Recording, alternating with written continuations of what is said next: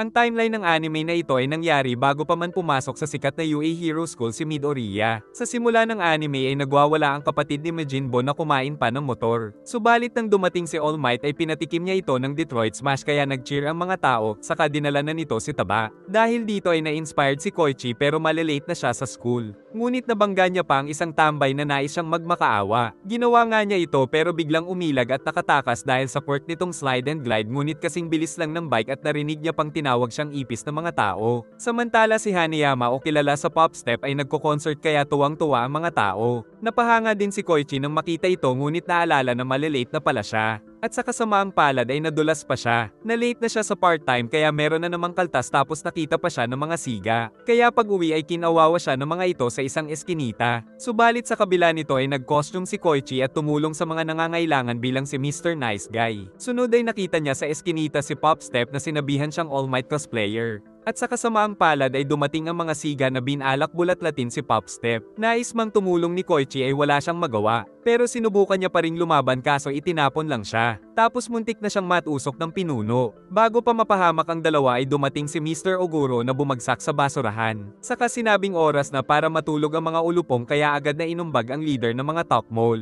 Tapos sinuntok nito si Boy Butiki saka tinignan kung may discoloration ng dila nito. Sinunod rin ni Knuckle Duster si Taba at pinagmasdan ng dila. Giit din ni Oguro na gagawin niyang totoong hero si Koichi. Subalit tumanggi ang binata dahil wala pa siyang hero license pero maging si Mr. Knuckle pala ay wala rin ito dahil isa siyang vigilante. Ginawang hostage ng isa si Kazuho at sa di inaasahan ay si Koichi mismo ang nagligtas dito saka ito tinuluyan ng machong lalaki. Saka sinabing tuturuan daw nito si Koichi kaya natakot na tumanggi ang binata. Nagtungo si Oguro sa bahay ni Koichi tapos nang raid pa ito ng ref. Masakit ang katawan ng tatlong tokmol sa ginawa ni Oguro nang salubungin sila ng lalaking may dalang drug. May hinahanap daw si Mr. Knuckle na dealer ng trigger drug na nagpapatransform sa mga tao na maging halimaw. Subalit huli na ang lahat dahil nabiktima na rin ito ang tatlong bugok kaya lumakas ang quirk ng mga ito. Giit din ni Oguro na may side effect na pangingitim ng dila ang mga gumagamit ng drug. Ngunit napansin ni Koichi na walang kontrol sa sarili si Oguro kaya pinigilan niya itong manuntok nang dumating si Pop Step na nagtataka kung ba't mag-partner na sila. Tapos tinulungan sila ng dalaga na maghanap ng source kung saan sila magsisimulang maghanap. Pinagbintangan din ni Mr. Knuckle ang simpleng lalaki kaya pinagtanggol na naman ni Koichi. At bago ito banatan ni Oguro ay pinigilan siya ni Eraserhead. Sumugod si Oguro ngunit nakailag si Eraser at siya pa ang nasipa. Saka inihagis pero naka-recover si Eraser at binura ang quirk ni Oguro saka siya sumugod pero napakalakas pa rin ng lalaki. Habang naglalaban sila ay tumakas ang nakasuot na lalaki saka nakita ni Pop Step na palagi itong nasa litrato kung saan lumalabas ang mga villain kaya hinabol nila ito. Subalit dumating ang tropang top mall habang abala sila Eraser. Pero pinabayaan niya na si Mr. Knuckle dahil wala naman itong quirk ay di niya ito pwedeng arestuhin kaya tatawagan niya na lang ang pulis. Samantala hinahabol si Koichi na muntik ng matusok ni Armadillo Man. Tapos napaligiran siya ng mga ito ngunit biglang pinabagsak ni Oguro ang isa at si Boy Tusok ay binato sa pagmumukha. Umalis na ang dalawa ngunit susunod sana ang villain na pinigilan ni Aizawa. Hinahabol pa rin ni Pop Step ang lalaki ngunit nasipa ito ni Butiki kaya tumama sa lalaki at nahulog ang mga laruan. Subalit naging tiktik ito at nag-inject ng drug kaya naging isang malaking halimaw at nahuli nito si Pop Step pati na rin ang Butiki. Walang magawa ang mga tao sa napakalaking villain saka nagsimula itong maglaro na parang bata saka dumating si Mr. Knuckle pero napatalsik din siya nito at naihagis pa si Hanayama. Dahil dito ay nagawa ni Koichi na gumamit ng quirk sa pader upang mailigtas lang ang dalaga. Subalit ginamit lang siya nitong tuntungan para mabawi ang balanse kaya siya ang nahulog na balak kunin ng villain kaya nagkaroon siya ng chance na magbago ng direksyon. Subalit tatapakan na siya nito kung di lang tinanggal ni Aizawa ang quirk nito kaya nagsimulang lumiit saka ito hinuli ng pro hero. Nagpasalamat si Eraser kay Mr. Knuckle pero medyo nagkaroon pa sila ng diskusyon dahil isang vigilante at walang license hero si Oguro. Di makapaniwala si Koichi sa kanyang nagawa kanina. At nang dumating si Oguro ay nais daw nitong ituro sa kanila ang mga nalalaman nito. Kinabukasan ay ni-report ni Kazuho Hanayama ang dalawang estudyanteng nag-aaway gamit ang mga quirk. Nagtungo si Koichi na binigyan ng master ng body armor kaya pwede na siyang magmabilis pero sumemplang naman sa basurahan. Saka nagpakilala itong si The Crawler dahil mas astig daw ito sabi ng master. Pero nakilala siya ng mga ito na si Mr. Nice Guy. Sinubukan niyang patigilin sa pag-aaway ang mga ito ngunit pinagsisipa lang siya. Saka dumating si Mr. Knuckles na nais silang bugbugin kaya pinigilan ni Koichi. Pero si Pop Step lang pala ang makakapagpahinto sa mga ito para manghingi humingi ng autograph. Biglang dumating ang tunay na villain kaya tumalsik ang kawawang baby na mabilis na iniligtas ng binata. Saka sumugod si Knuckle Duster pero napatalsik siya nito. Sinipa nito si The Crawler pero di nasaktan dahil sa armor.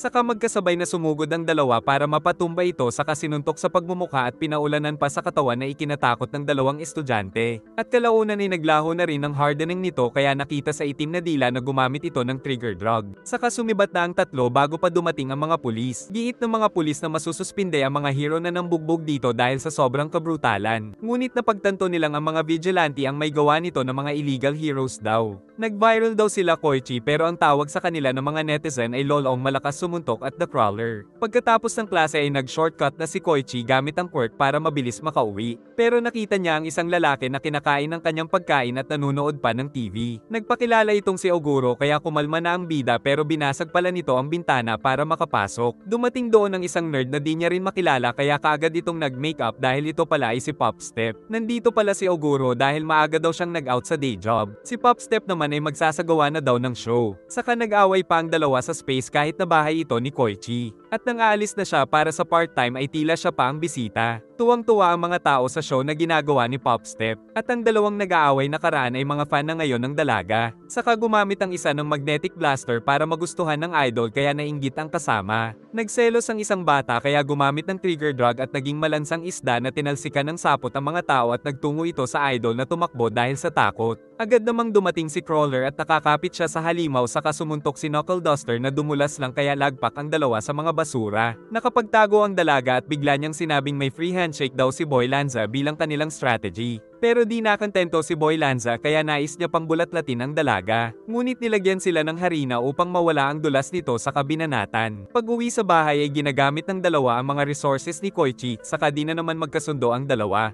Nag-iimbestiga din ng mga pulis tungkol sa trigger drug at nalaman nilang pinapamigay lang ito ng libre upang magkaroon ng kaguluhan. Giit ng dalaga na naging kaibigan daw ng dalawang asungot ang naging halimaw kahapon kaya kikitain nila ito upang magtanong pero di nila sasabihin kay Oguro dahil magwawala lang ito. Paglabas ay di sanay maglakad si Popstep gamit ang sapatos na pangtalon kaya kumapit sa bida. Ngunit nakilala siya ng mga fan na nagpa-picture at pinagkamalan nilang boylet nito si Koichi pero sinabi ni Hanayama na alalay niya lang ito. Dumating si Ichimoku at ang pakay nila ay kasama na daw ng kaibigan subalit naghihintay na pala sa kanila si Oguro. May dumating na bisa magkakaibigan at pumasok pa sa eye patch ng isa kaya nagpaalam na ito. Subalit ang totoo ay isa pala itong villain at may mga trigger drug ang mga bubuyog niya na itinurok sa mga tao na agad na naging mga halimaw kaya nagkagulo. Isa-isa nang nagdatingan ng lahat ng mga pro hero. Saka isa-isa nang nagpasikat ang lahat ng mga pro hero gamit ang kanya-kanya nilang mga quirk upang madakip ang mga ito at kasama rin nila ang number 1 na si All Might kaya nabawasan agad ang mga halimaw. Tinanong ni Oguro kung nakita niya ang may-ari ng bin na may laman na drug at nang tiniris ito ay naramdaman ng villain. Tapos nilure nito ang bata gamit ang picture ni Popstep. Samantala ang tatlong manyak ay nangunguha ng mga pantsu. Kaya lahat sila ay bagbog sarado kay Knuckle Duster. Nagsasanay ang dalawa ng tinamaan sa mukha si Koichi. Tapos nagpalit sila ngunit malalakas sumuntok ang master kaya talsik siya.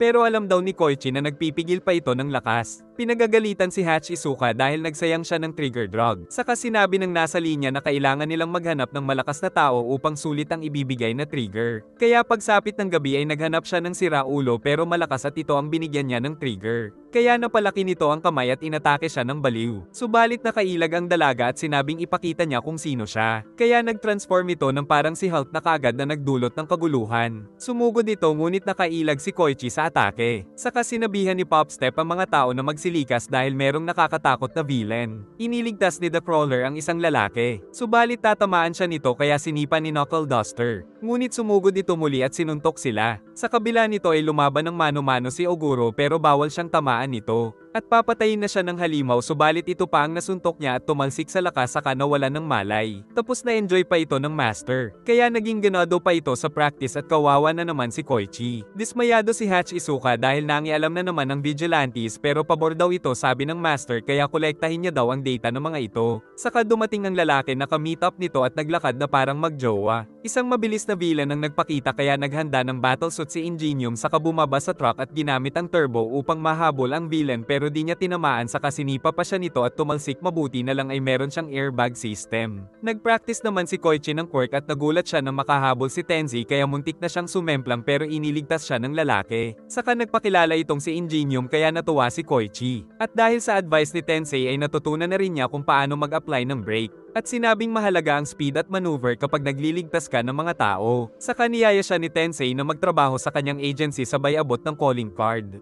Muling hinabol ni Ingenium ang villain at tinanggal niya pala ang airbag system para mas bumilis kahit delikado, ngunit naghihintay pala ang teammates nito kaya nagpreno ang villain at lumipad. Pero nalaman nila kung saan ito patungo kaya agad silang kumilos. Subalit kahit anong gawin ay hindi talaga nila mahuli ang pangahas na villain. Naisip ni Ingenium na may kalamangan talaga ang villain sa gabi dahil sa batwork nito. Akala ng villain ay di na siya mahahabol pero napatid siya ni Crawler sa kainumbag ni Knuckle Duster. Kinabukasan ay nagtataka si Ingenium kung sino ang tumalo sa villain. Saka nagpakilala ang mga vigilante na sanay na sa madidilim kaya nahuli nila ang villain. Kinabukasan ay nakita na naman siya ni Tensei. Ngunit binabawi nito ang business card dahil meron na daw pala siyang grupo. Pero ayaw sanang isauli ni Koichi ang business card. Sa nakaraan ay kasama ni Koichi ang mga bagong tropa sa school at nagkayayaan silang magtungo sa bahay niya. Pero natakot sila nang makita ang tirahan nito kaya takot na takot ang hina-attack na babae. At kinabukasan ay sumikat siya bilang isang dakilang manyak kaya mag-isa siya sa malungkot na bahay pero ngayon ay napakaingay naman ng dalawa. Ibinalita ang tungkol sa isang magnanakaw na maraming kamay. Subalit ngayon ay may pumatay dito na di kilalang suspect. Nag-iisip si Hanayama ng bago niyang performance. At pagpasok ay nagtaka pa siyang nandoon si Koichi. Tapos kinain pa nito ang puding ng binata habang nagtatahi ito ng costume. At nang makita ni Koichi ay si Kazuho pa ang nainis. Giit din ng dalaga na magpalit na lang ito ng mas matibay na costume pero ayaw ni Koichi dahil ang mga original All Might merchandise lang daw ang isusuot niya. Naalala din niya nung malilate na siya sa hero course pero dahil sa isang batang nalulunod ay niligtas niya muna ito.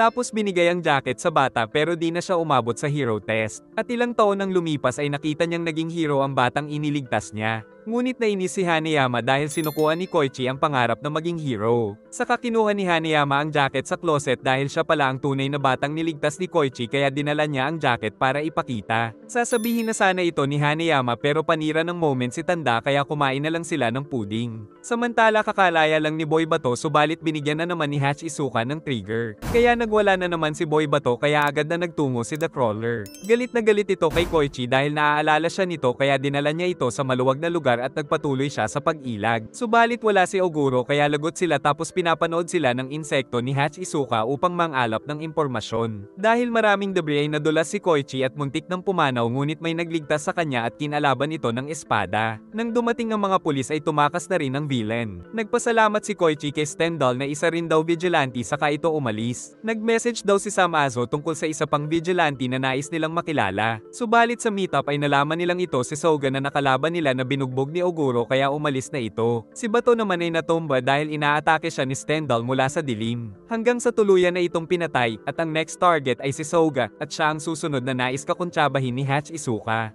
Isang grupo ng Yakuza ang pinasok ni Stendhal at pinuntirya ang boss pero inatake siya ng mga tauhan nito. Subalit nang matikman ng kanilang mga dugo ay di na sila makakilos. Kaya lahat sila ay pinagpapatay at dumating ang reinforcement pero wala rin silang nagawa. Binigay ni Stendhal ang mga blood sample kay Hatch Isuka dahil sa tulong nito pero sinabi ng vigilante na balang araw ay papatayin niya rin si Hatch Isuka. Dinalaw nila Moyoro at Soga si Booty King Rap para mag-yosi pero bawal pala doon. Kaya tumakas na lang ito para makapag-yosi. Nagtungo si Soga kay Hatch Isuka para sa trigger. Pero nais siyang patayin ni Stendhal kaya sinabi ni Hatch Isuka na kung mapapatay siya ni Stendhal ay isusunod din sila Rap at Moyoro. Ngunit binasag lang ni Soga ang drug dahil di niya daw ito kailangan. Subalit nagpalabas ng mga ang dalaga at tinurukan si Soga ng trigger kaya nag-transform ito na isang halimaw na narinig ni Koichi kaya nagtungo siya pero naglaban na ang dalawa at nahiwa si Soga. Pinigilan ni Koichi si Stendhal saka kinuha si Soga pero natusok siya nito ngunit nakatakbo pa rin kaya tinikman ang kanyang dugo para tumigil kaya patay na sila ngunit dumating si Knuckle Duster para iligtas ang mga ito.